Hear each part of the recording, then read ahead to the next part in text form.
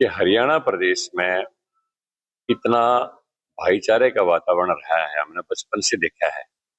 लाना के कोल्लू चलते, 36 बिरादरी के किसान इकट्ठे होके एक कोल्लू लगा लेते, उसके ऊपर सबका बराबर गुड़ बट जाता, सबकी बराबर बारी आ जाती है।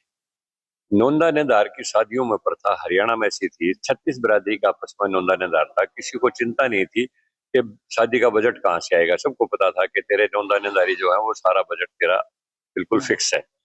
मामा बात भर देगा, चाची ताई तिल दे देंगी और नेदारी पैसा दे देंगे, सारा टेंशन खलास। हरियाणा प्रदेश में सारी प्रथाएं जो है, जैसे कार्तिक स्नान करने लड़कियां जाती थी, 36 बिरादरी की आपस में सहेलियां मिलकर रात को स्नान करने जाती थी, कोई भय का वातावरण नहीं था।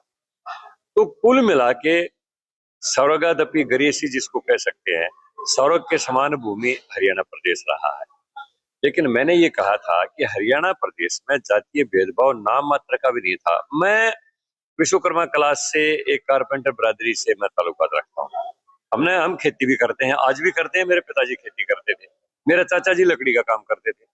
तो हमारा दरवाजा मेन रोड के ऊपर था। कोई दिन ऐसा नहीं था, 5 गांव का अड्डा था हमारा। खरकड़ा गांव मेन रोड पर था, तो पसाना की बस वहां उतरती थी, बराण की भी, बड़म्बा की भी सवारी, खरकड़ा की भी सवारी। तो कोई दिन ऐसा नहीं था जिस 5-10 आदमी हमारे दरवाजे में ना रुकते हो।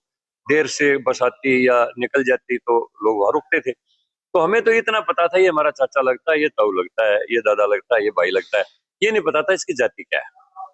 हरियाणा 36 बिरादरी का हुक्का खाती की खातोड़ में, 36 बिरादरी का हुक्का लोहार के आरण के ऊपर, 36 बिरादरी के रिश्ते नाते नाई ने तय कर देने, 36 बिरादरी की गहने उसने बना देने, स्वर्णकार ने बना देने, 36 बिरादरी को मटके बना के कुम्हार ने देना, कोई छुआछात नहीं, कुछ नहीं।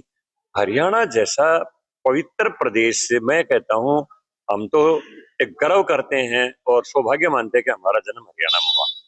लेकिन मैंने यही कही थी कि हरियाणा में जाति पाति की शुरुआत देवलाल के समय से हुई। चौटाला ने उसको और उस वृक्ष को खाद पानी दिया, लेकिन पीक पर भूपेंद्र हुड्डा ले गया और उसके बाद से हरियाणा में जातीयता की एक दरार आई है।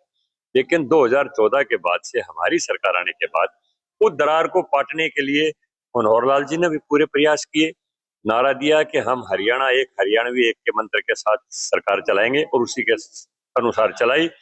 सबका साथ, सबका विकास, सबका सम्मान, सबका विश्वास, सबके प्रयास से देश ऊपर उठेगा, ये मोदी जी का नारा था, ये मनोहर लाल ने दिया। उसके बाद नायब सिंह सैनी जी का कार्यशैली देख रहे हो, कोई भी भेदभाव नहीं किया जा रहा है।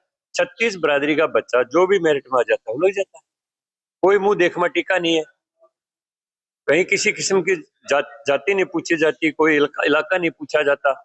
और जितने भी सरकार के सोशल वेलफेयर के काम होते हैं, चाहे किसान सम्मान निधि है, चाहे वो पेंशन है, बुढ़ापा पेंशन है, विधवा पेंशन है, विकलांग पेंशन है, सीधी खाते में आती है, बीच में कोई बिचौलिया नहीं है। अब किसानों का आड़ती के माध्यम से ना होकर सीधा फसल का जो है ना ब्यौरे के अनुसार उसकी फसल खरीदी जाती है, सीधा पैसा उसके खाते में आता है। तो ये चीजें जो ट्रांसपेरेंट होगी, उसके कारण विपक्ष को अपना भविष्य चौपट दिखाई दे रहा है। भाई ये तो सारे ही मुद्दे बीजेपी ने छीन लिए, वो कुछ ना कुछ तो फिर प्रचार करेंगे। लेकिन अब मैं ये कह सकता हूं, 2014 के बाद से 2016 में इन्होंने जो आरक्षण के नाम पर हरियाणा में एक बहुत बड़ी दरार पैदा कर दी थी, और उसके पीछे जिन लोगों का हाथ था सबको पता है। लेकिन उसके बाद हमारी सरकार ने, चाहे मनोहर लाल जी के नेतृत्व में 2024 तक चली है, 2023 तक ला लो, और उसके बाद नायब सिंह सैनी जी हैं, तो अब जो है ना वो दरार धीरे धीरे धीरे धीरे धीरे कम होके और 36 बिरादरी एक दोबारा भाईचारे की तरफ बढ़ रहे हैं। और हम मानते हैं कि लंबे समय तक जो बीजेपी की सरकार चलेगी, हरियाणा पुनः उसी तरह सरोगादपी गरीसी बन जाएगा। हमसे जुड़े रहने के लिए हमारे YouTube चैनल को सब्सक्राइब करें और नई वीडियो की नोटिफिकेशन के लिए बेल आइकॉन को दबाएं। अगर आप ये वीडियो Facebook पर देख रहे हैं तो लाइक जरूर करें और ज्यादा से ज्यादा शेयर करें। धन्यवाद।